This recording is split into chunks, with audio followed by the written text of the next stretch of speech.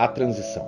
Gente, é o seguinte, durante a Antiga Aliança, veja bem, nós temos a Antiga Aliança, a Nova Aliança, e existe um período de transição entre essas alianças, certo? Eu comentei ali nos outros vídeos que existiam outras alianças, né, também, aliança com Noé, aliança abraâmica, foi feita aliança com Davi, enfim, existiram várias alianças, tá? Mas a aliança principal, digamos assim, da antiga aliança, do tempo do Antigo Testamento, né, o que realmente foi focado num povo, né, e que mais marcou foi a Antiga Aliança, tá? Então a Antiga Aliança, a aliança sinaítica, a aliança dada no Sinai, a aliança mosaica, foi a aliança que marcou assim o período do Antigo Testamento, e a Nova Aliança, né, foi a aliança que marcou o período do Novo Testamento, tá? É óbvio que não é só isso, não é tão simples assim, mas a gente vai explicar aqui para você. Entre essa nova aliança e essa antiga aliança, houve um período de transição. Houve um período de transição, gente, tá? Que período é esse, Gleison? Olha só. O período de transição entre a antiga aliança e a nova aliança foi feita por Cristo em seu ministério por 3 anos e meio, tá? Cristo ele transitou, ele alterou, né? Ele fez a transição entre a antiga aliança e a nova aliança. De que forma, Gleison, ele fez isso? Quebrando paradigmas pré-estabelecidos ali na antiga aliança e começando a mudar, preparar a mente das pessoas para essa transição que ia ocorrer.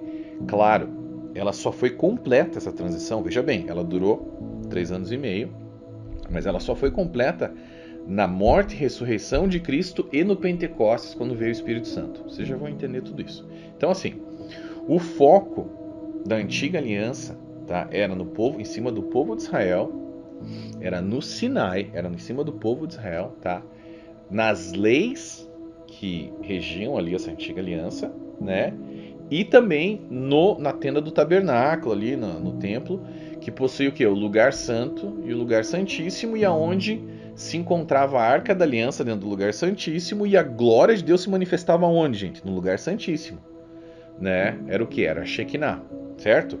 Esse era o foco ali da antiga aliança. Após a morte de Jesus, né, esse foco todo foi completamente alterado. A aliança mudou, a lei mudou, tudo mudou, tá?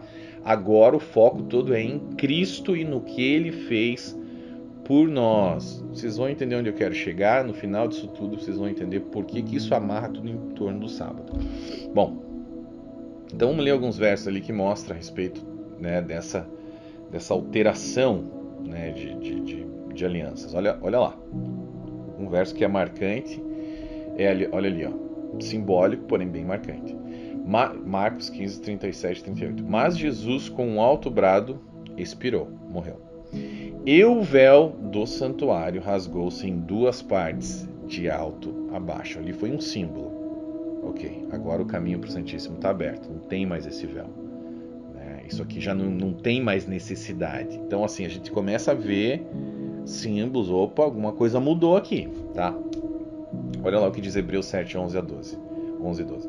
Se fosse possível alcançar a perfeição por meio do sacerdócio levítico, pois em sua vigência o povo recebeu a lei, por que haveria ainda necessidade de se levantar outro sacerdote? Segundo a ordem de Melquisedeque e não de Arão? Pois quando há mudança de sacerdócio, é necessário que haja mudança de lei. Esse verso aqui, meu Deus, tá? Mudou a lei. Essa história de lei eterna é mentira. Lei eterna de Deus é mentira, tá? Quando há mudança de sacerdócio, é necessário que haja mudança de lei. A lei mudou. Então aqui, né, o autor de Hebreus está falando, peraí, já não é mais a mesma lei, já não é mais a mesma aliança, já não é mais o mesmo sacerdócio. Tudo mudou. Bom, durante os evangelhos, gente, existe uma constante indicação de mudança de foco, portanto, do Sinai para Jesus, tá? Porque depois de Jesus, Deus ele já não se encontraria mais no lugar santíssimo do templo. glória dele já não está mais focada ali. A glória dele agora é representada pelo seu Filho, pela figura humana de Jesus na Terra, tá? E que após o Pentecostes, o que acontece?